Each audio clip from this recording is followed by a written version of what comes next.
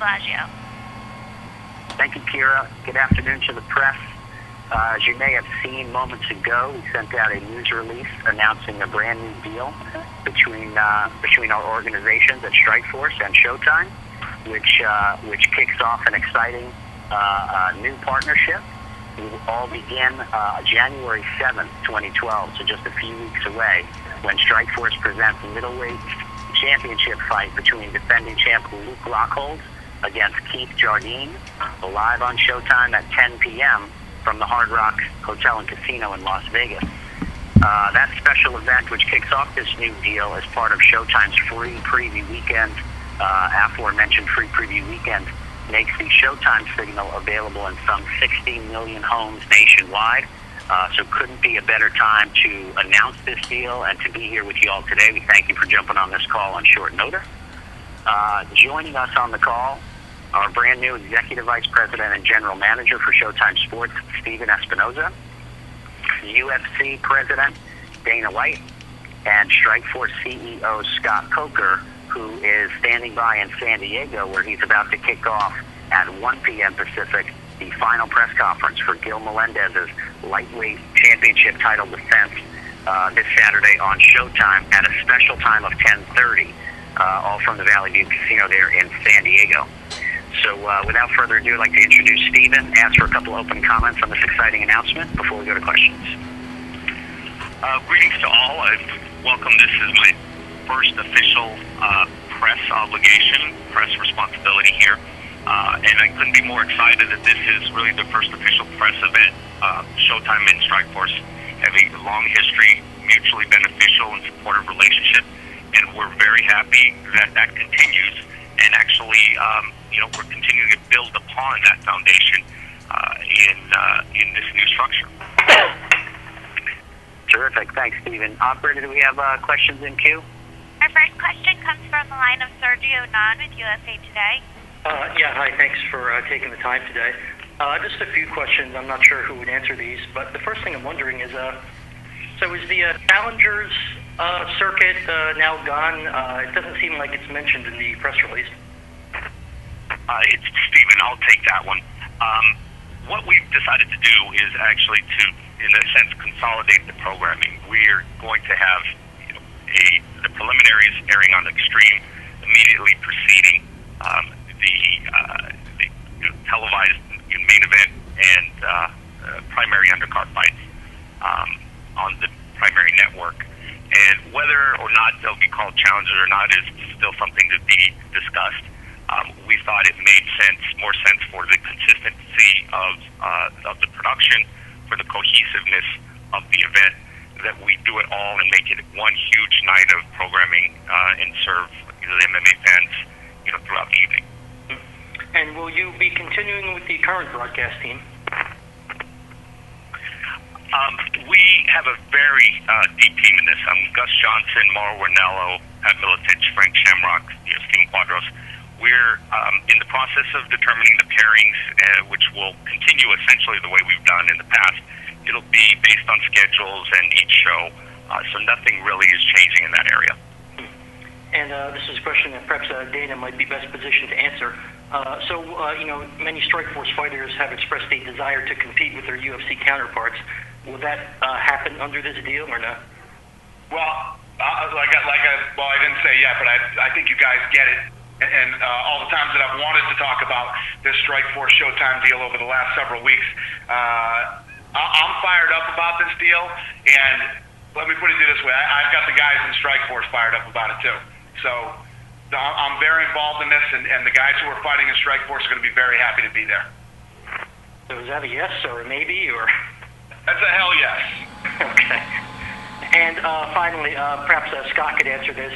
Given that Strikeforce doesn't have a heavyweight champion right now, will the winner of the Grand Prix be named the new heavyweight champion of Strikeforce? Or? No. Actually, I think I should just bring it out there that, Strikeforce, we're going to focus on our other weight classes. We have a great lightweight division, welterweight, middleweight, and light heavyweight. And we're going to focus on the women's divisions, which you'll see after the event with the tournament finals between Daniel Cormier and Josh Barnett, is you'll see one more fight where the winner will fight a top-rated heavyweight, and then we're going to go back to focusing on our other weight classes. Okay. Top-rated heavyweight, meaning perhaps someone from the Ultimate Fighting Championship? You know what? Right now, nothing is determined, but we're definitely going to have some dialogue, with Sean and everybody else in Vegas to determine who that heavyweight will be. Okay. All right. Thank you. Our next question comes from the line of Steve Sadler. From Ariel Helwani with NBCSports.com. Hey guys, I guess this would be a question for either Dana or Mr. Espinoza. How many years is this deal for? It's Stephen. We are going to be looking at 6 to 8 events this year, and there are options for additional events beyond that. At this point, we're not sort of going to air all the intricacies of the agreement going forward, so there's some parts that we'd rather keep between the business parties. All right, and I just wanted to clarify something that Scott said. So does that mean that after the heavyweight Grand Prix final, all the heavyweights, or I guess the heavyweights that the UFC wants to bring over, will be moving over to the UFC? No, that's not what he's saying. Basically what's happening is, if you look at this, we're going to be doing between 6 to 8 fights a year, which when you look at when the UFC first started, we were doing 5. And we're going to focus on some key weight classes and the women's divisions. And after this tournament happens, they're going to do one more heavyweight fight, and then they're going to do away with the heavyweight division. You guys have heard me say this for years. Heavyweight divisions aren't deep enough to create this huge division. So we're going to focus on the weight divisions that are strong. Back in the day, our 155-pound division didn't exist. We focused on the weight classes that we had and that we could build strong champions and contenders in. So does that mean the winner of the Grand Prix and some of the other heavyweights will be moving over to the UFC? I have no idea what's going to happen with that yet. We'll see. And is the heavyweight division the only division that is falling under that sort of that sort of regard, or is also the light heavyweights? Like, which weight classes will 100% be in Strikeforce, or do you not know? All of them, including the women, except for the heavyweight division. The way we looked at it, again, every weekend, you guys are asking me about the women's division and women and women and women, and the fans are always terrorizing me on Twitter about the women's division. The women's division is very popular. We're going to keep it.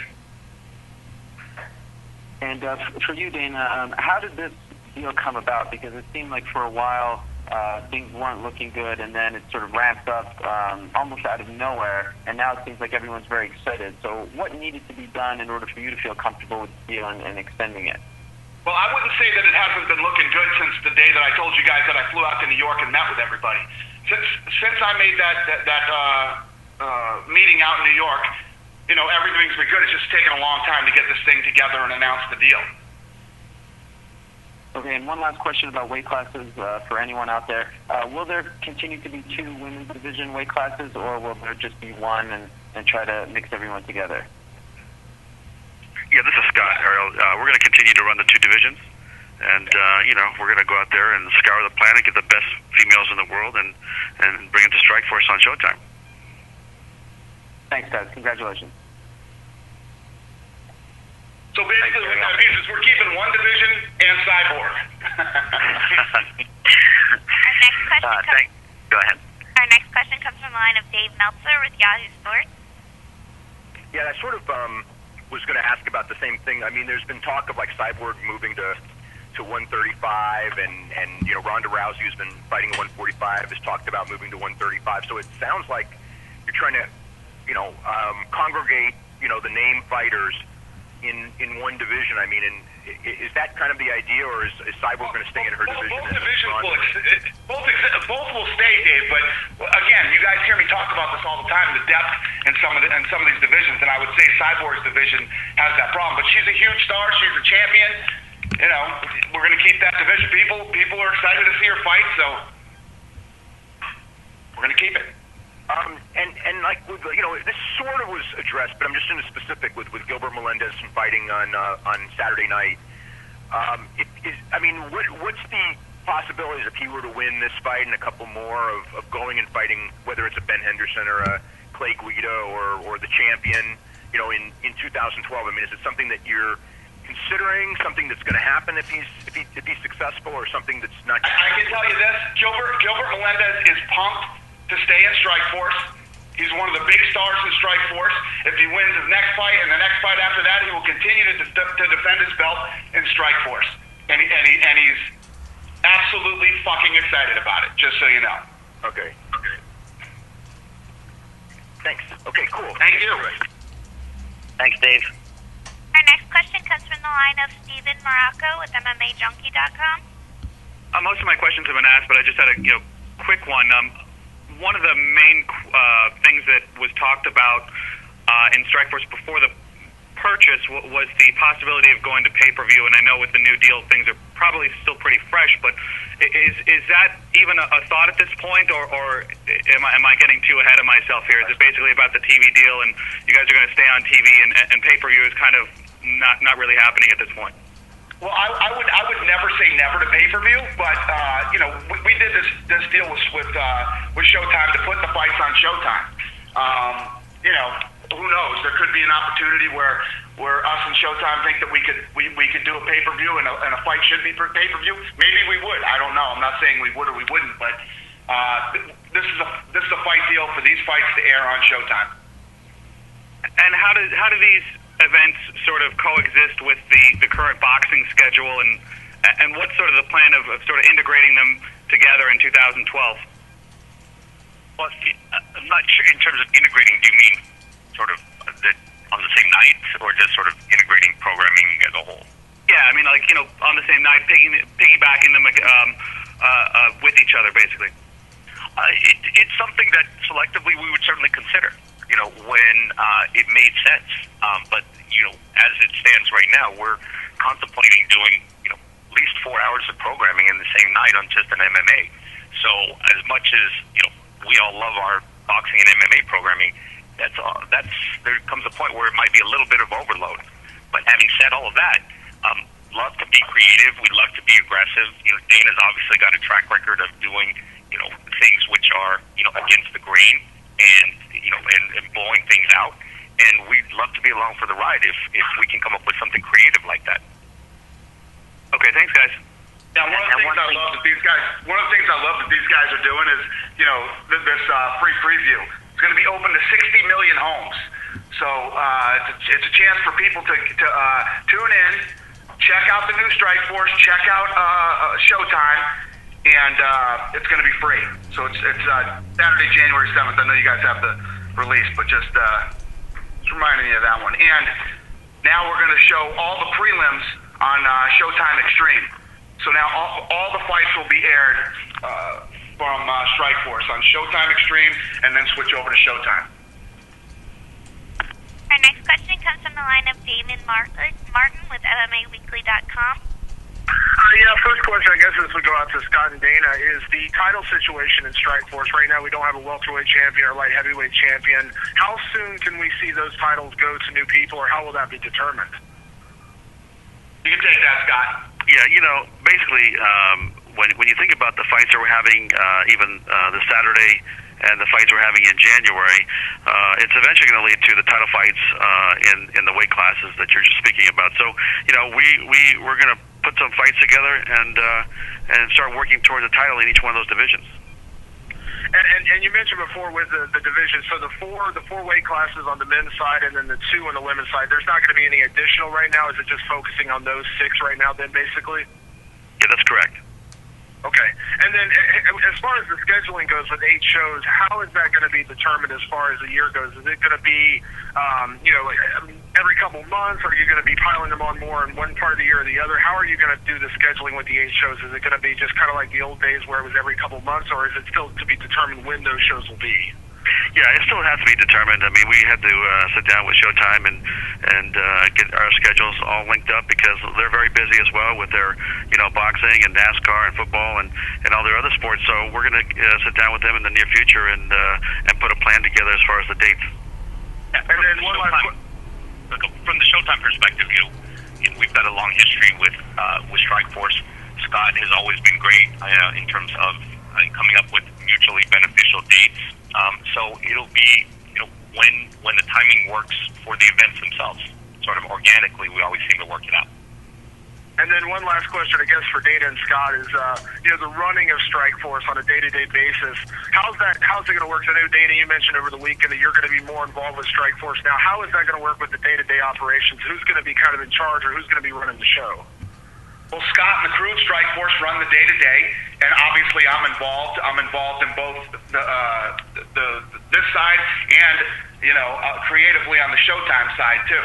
So and leading up to the events, I will be at Strikeforce events. I will be when there's a Strikeforce event happening on a Saturday. I will work on the Showtime event just like I do a UFC event. Excellent. Thanks very much, guys. Yep. Our next question comes from the line of Richard Hunter with KRLD Radio in Dallas. Yeah, question for Dana. Dana, in years past, when the UFC was talking to HBO about doing something, or you weren't particularly happy with the old regime at Showtime, now that the network deal is in place with Fox at UFC, was it much easier to decide to make this decision and see the vision moving forward for Strikeforce after the UFC had decided to go with Fox? Because it seems like for Zuffa, this is kind of the best of both worlds, because you're able to have a network arm with the Fox deal in UFC, and then you're also able to have a premium cable deal with Strikeforce. No, actually not at all. The reality is exactly like your question started. I did not have a good relationship with the old regime, and I have a good relationship with the new regime. We went in there, I flew out, we sat down, we talked, we worked this deal out, we kicked some ideas back and forth, and I love what we came up with, and I'm sure you can tell, I am genuinely excited about this. I would not be involved, I would not be this enthusiastic about it if I wasn't happy with the deal.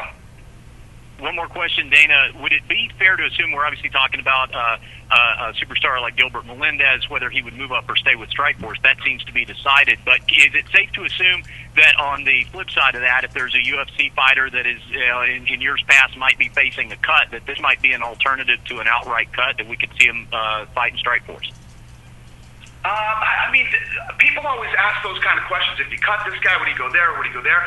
I mean, if you look at the way that the mixed martial arts world works, there's this talent pool that exists out there. New guys coming up, guys who have been around for a long time, guys who have some star power, can sell tickets, can do this, whatever their deal is. It's pretty much the same in how it works anywhere. A guy, when he loses so many fights in a row, he goes away, he fights somewhere else, and he comes back.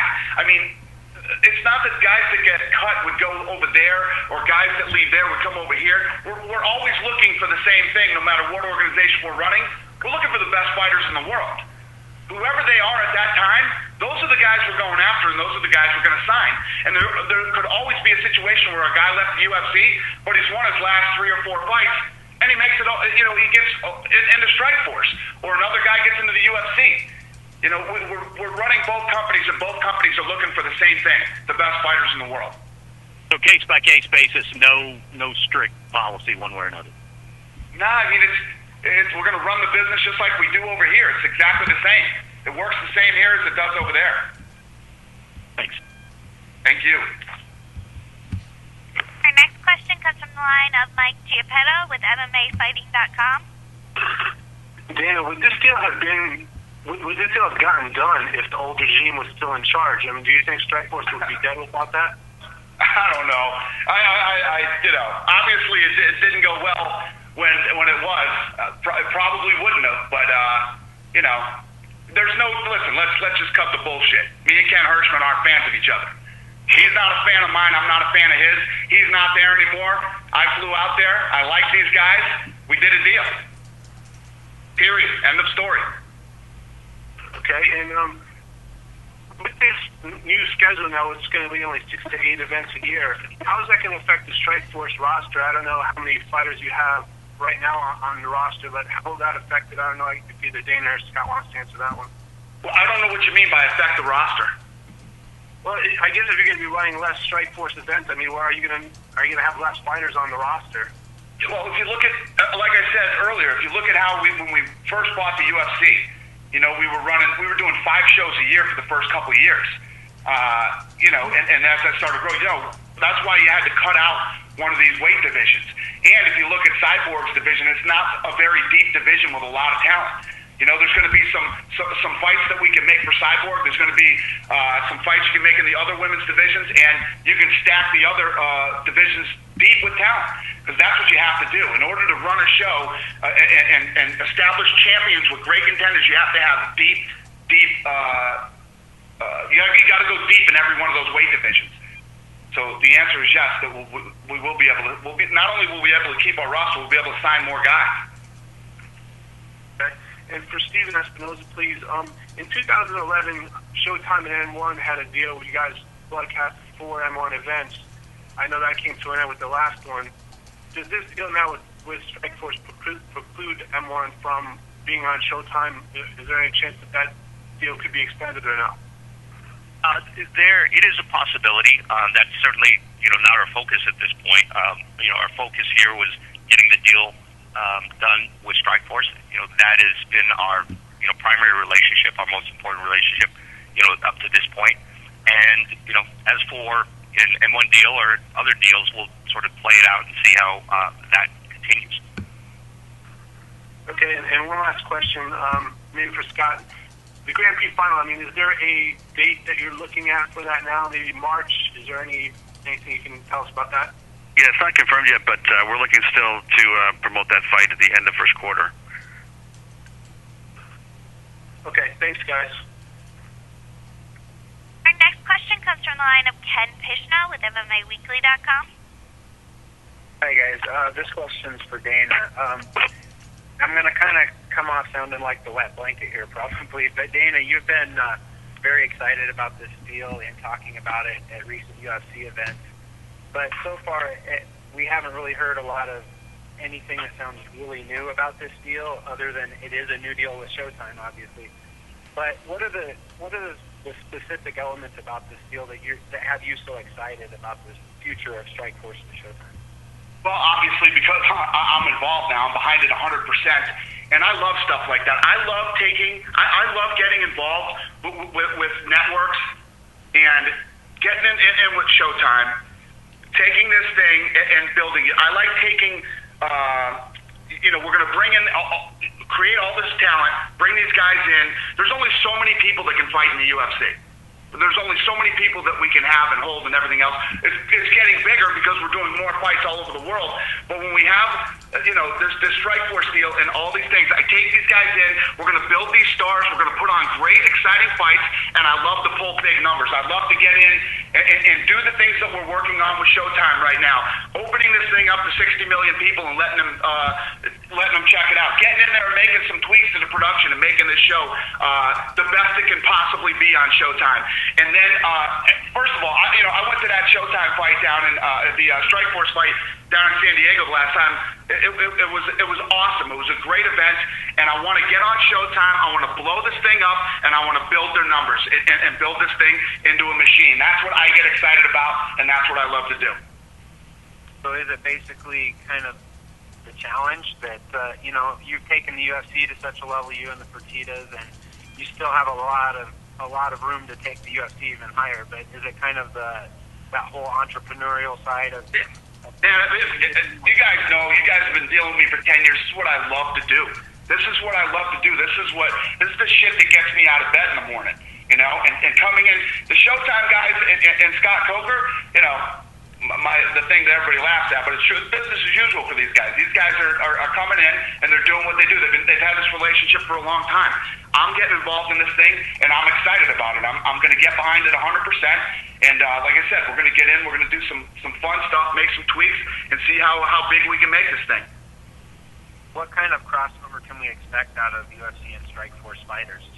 No clue. This whole thing is like a work in progress. But like I said to the guy before this, we're both looking for the same thing. We're both going after the best fighters in the world. There's a lot of guys that are shut out of this thing. If you think about it, look at what we just did down in Brazil. Lorenzo and I just flew down there for the last 3 days, and we had to go through this screening process and screened it down to 400 and something guys to try out for the Ultimate Fighter. And the guys down there trying out for the Ultimate Fighter, some of these guys have records like 15-2. 14-1, 13-1. There's guys out there, well-seasoned guys all over the world. There's a ton of talent, more and more talent popping up every day, and there's only so many slots to fill. So there's a lot of great fighters out there that we can bring into Strikeforce, build this incredible division in each weight class, and put on great fights. It's awesome. This is what I love to do. Thanks, Dana. Thank you. Our next question comes from the line of Matthew Ross with BloodyElbow.com. Hi, Dana. You told us that you're going to be planning on running 34 shows next year. Does this now bring Zuffa up to 42 shows for 2012? Does it? Does that bring us up to 40-something? What's that put us at? Oh, no. Yeah, it puts us about 40 shows for the year. 40 shows for the year? Yeah. My schedule next year is ridiculous. People don't even think it's going to be humanly possible, but I disagree. All right, thank you. Thanks, buddy. Our next question comes from the line of Greg DeLong with ESPN Radio. Hey, Dana, one of the things you talked about with getting the deal on Fox was obviously the concession, Zuffa having control of production and working with Fox. Was that one of the things about this deal that once you got involved was did Showtime give some concessions? Are we going to see the same type of production, or is Zuffa going to have more input into the production? Yeah, and we went down and talked to the guys at Showtime. I didn't say, I'm not doing this deal unless I control production and all that stuff. These guys have been putting on the show for a long time. I'm comfortable with what they're doing, but I am involved. Dave Dinkins and I are going to sit down here in Las Vegas, and we're going to walk through some things and make some changes and do some fun stuff. This isn't an ego competition or anything like that. It's two guys who are passionate about what they do, wanting to make it the best show it could possibly be. That's what we're going to do.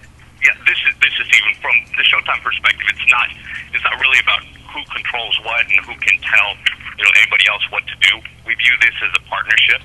It's a joint venture, essentially, not in the legal sense, but in the effort and energy and creativity sense. So we're going to come up with the best possible programming that all of our collective organizations can come up with. Okay, thank you. Agreed. I agree with that 100%. Operator? Do you have any more questions? Our next question comes from the line of John Morgan with MMAJunkie.com. Thank you. Dana, if I could please, I guess you brought up a lot of good points about, bringing on more people and more opportunities, but ultimately, why was this the right deal to make for Zuffa and the UFC? I mean, you've worked so hard to build the UFC brand, and now you're going to have to work just as hard to kind of build this secondary brand simultaneously. So why ultimately is this the right move for you guys? Yes, it is. We sat down and we sat down. We worked this thing out. We talked about it. This thing is dialed in perfectly now for success. This thing is absolutely doable. When we had the Challenger Series and all these other fights that had to be done, it was just the thing was set up to fail. It was set up to fail.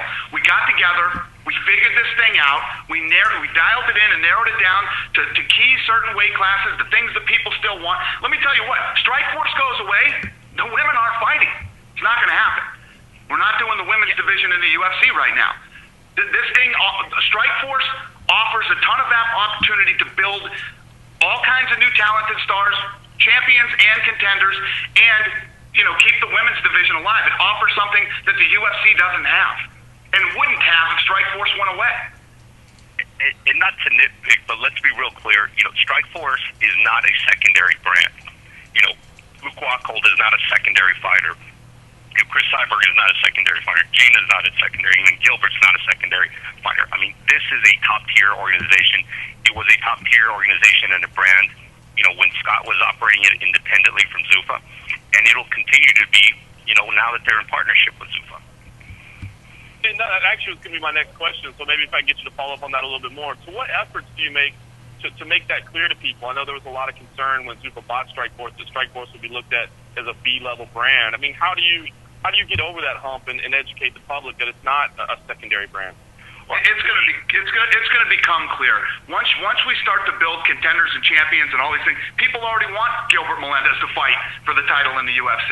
And as every title holder is established in Strikeforce, that's exactly what's going to happen. You're going to have the people who fall on either side. This guy would definitely beat that guy in the UFC. That guy in the UFC would beat this guy in Strikeforce. It happens. I mean, I got these lunatics thinking that these guys in Japan can win fights over here, for Christ's sakes. You don't think they're going to think that the it happens all the time. Believe me, Strikeforce guys are going to be legitimate champions and legitimate contenders in any weight class anywhere in the world. Yeah, well, now that we're out publicly with this, I think it'll be, as Dana said, very clear, very shortly. Once you see the events and see the quality of the events, it's going to be, continued high quality, world class, world champions. Everyone's going to know. It's going to be very clear that this is not a secondary brand. I appreciate that. I guess the final question on that, maybe for Dana. I mean, right now, I think you pretty much have to fight in the UFC to be considered the best in the world. So do you ever envision a day where a guy could be a Strikeforce champion and be, the best fighter in his weight class? Yeah, it's possible. Absolutely. We're going after the best talent available. And the thing is, I've always said this, and I will always say this till the day I die. There's only one way to find out who's better, and that's that fight. I mean, that's the only way to find out. All right, thanks, guys. I appreciate it. Our next question comes from the line of Dave Meltzer with Yahoo Sports. Yeah, a couple of questions here. One is this is for Scott, I guess. As far as Miesha Tate defending her championship against whoever it would be, is there kind of a time frame and kind of an idea of the direction that you're going in that? Because I mean, there's been a lot of speculation as far as her next opponent and when it would be, and kind of the deal with that 135-pound division. Yeah, right now, Dave, that fight, Miesha's next date and her next opponent have not been determined yet. But that's something that we'll sit down with Sean in a real soon fashion here and get that date and find out, because I think that there's going to be a fight out there with Ronda at some point that's going to be very exciting. And Ronda wants to get down to the 135 weight class, which I saw her the other day, and she looked fantastic. She looks like she's training and trying to get down there. And then, Ronda told me, she said, look, I'm not looking to just stay at 135. I want to take a couple fights down there, and then I want to go up and fight Cris Cyborg at 145. So, we have a potential star here in Ronda that, has a great background in Olympic judo, getting her MMA fights in. She's doing very well. And I think that, we're going to put her in some big fights that she wants to be in. And I think Miesha, whether she fights Ronda first or, in a couple more fights, I eventually think that fight will happen at some point. Okay, and also, I wasn't clear on this, but are all of the shows, the Strikeforce shows, are they all going to be on Saturday nights, and it's all going to be like Showtime Extreme running prelims, and then Showtime running like the last 4 or 5 fights? Is that kind of how that's going to be structured? Yes. Okay, cool. All right, thanks. That's the plan. Our next question comes from the line of Ariel Helwani with NBCSports.com. Hello again, guys. Just wondering, this for Dana or Scott, will the Strikeforce fighters have the opportunity to win fight night bonuses like their UFC counterparts? Yeah, we'll see. I don't have those answers yet, but I would have to say yes. All right, and you talked about the women's division. Arguably most famous in women's MMA, Gina Carano. Any idea if she will be returning at some point? I don't know. I mean, I don't know.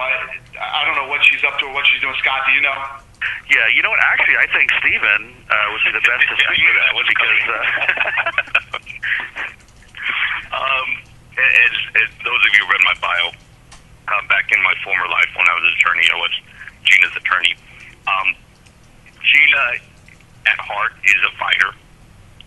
Whether she acts in a dozen movies or one, she will always be a fighter at heart, and she'll always have that genuine desire, to fight. So it would not surprise me at all to see her, back in MMA. And I will say this, and the follow-up on that with Stephen is, she has a movie coming out sometime in January, the Stephen January 22nd.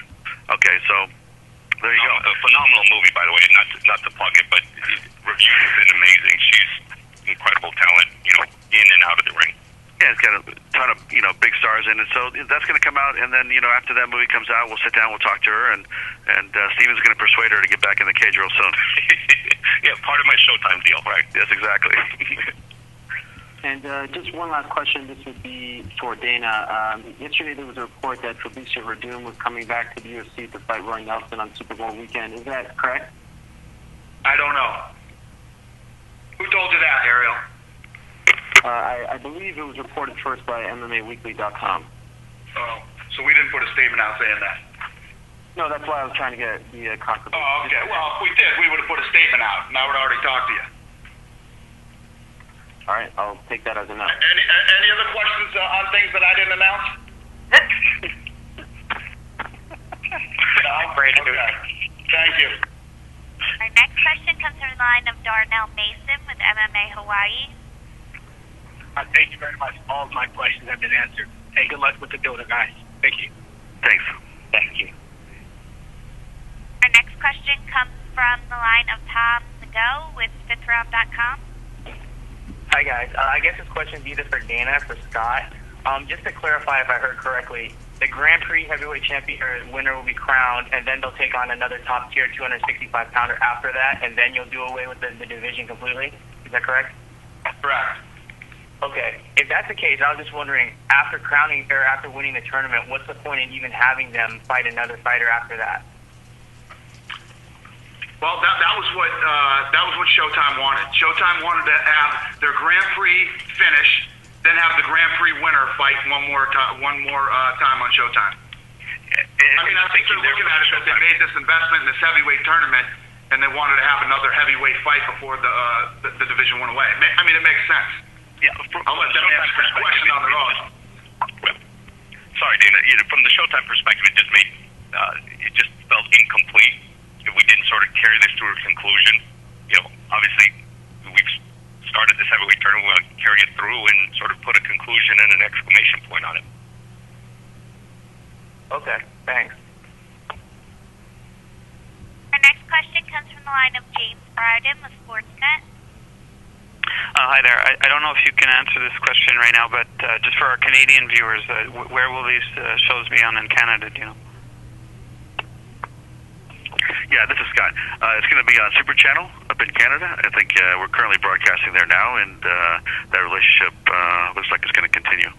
Okay, great. Yeah, no, they do. I just was wondering if it was going to continue for the next year. Great. And you're going to get rid of the heavyweight division, and you said you're going to focus on the lighter classes. Will you be continually evaluating the divisions in between? So, for example, maybe down the line, the light heavyweight will go away, kind of like how divisions went away a couple at a time with the WEC? This is Scott. I mean, we have good depth in all the other weight classes, and I think that Sean's done a great job in acquiring new talent, some really good up and coming guys, and we're going to keep building the weight classes that we're going to promote. So we're going to be fine, with those other weight classes. Okay, perfect. Thanks. Operator, we have time for just one more question, then we'll let the guys go and let Scott get back to that press conference in San Diego. Our next question comes from the line of Karen Bryant with MMA H.E.A.T. Hey guys, nice to talk to all of you. I have a question basically for you, Scott, and for Dana. Obviously everybody's talked about on this call about if Strikeforce is going to be a sort of a feeder league to the UFC, and I guess I'm curious why that would be such a problem. AAA ball is great. People aspire to get there, to get to the next step. So in terms of it, maybe it just seems like a pejorative statement. I don't know, but what's actually so wrong about it being a feeder league? I'll take that one first, and I'll let any of the other guys want to answer. There's nothing wrong with being a feeder league, but that's not what this thing is designed to be. What we're doing, Karen, like I said earlier, is we're going after the best talent out there that we can possibly find. I mean, watch and see what we do over the next year with Strikeforce, and you watch the talent that's built over there. We're not looking at that. A feeder league to me, the definition of feeder league would be when guys lose. You lose your 3 or 4 in a row, you go back down to the minor leagues, meaning, you go back down to Strikeforce and you have to win some fights and then we bring you back up. No, when you lose in the UFC, you lose 3 or 4, you go somewhere else and you fight.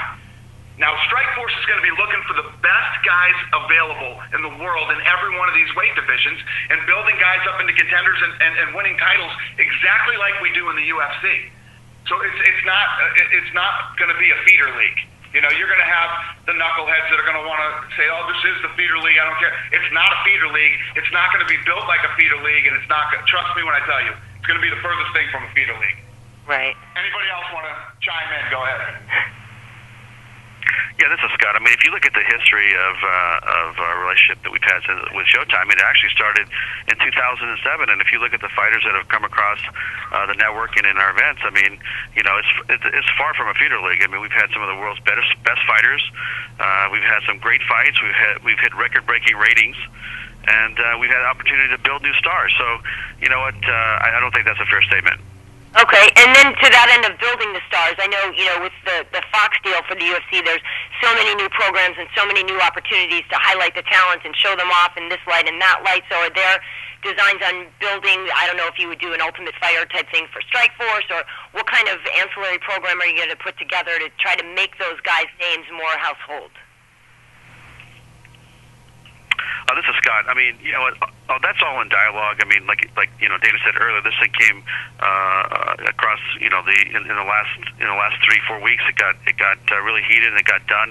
And you know, I'm sure we can have that conversation sometime in the next 2 or 3 months. Yeah, the exciting part about it from the Showtime perspective is the ability to sort of be creative and get in a room with Scott and Dana and the entire Strikeforce and Zuffa team, and to talk about stuff like that. You know, everything's on the table at this point. We're just going to open the doors and be as creative and aggressive as we can. Great. All right, well, good luck. Thank you. All right, well, thank you, everybody. Dana, Scott, Stephen. I want to thank the press for being on the call. Obviously, from Showtime's perspective, we're really excited to be able to be talking about live mixed martial arts and the continuation of that on Showtime in this brand and this incarnation in the new year. It's going to be exciting on January 7th, and you know we're open, and you know how to get a hold of the publicist for each organization, and we look forward to hearing from you, and we can continue dialogue and interviews, etc. down the line. But for now, we're going to have to cut this call off. Thanks again to everybody, and have a great day, and good luck out there in San Diego.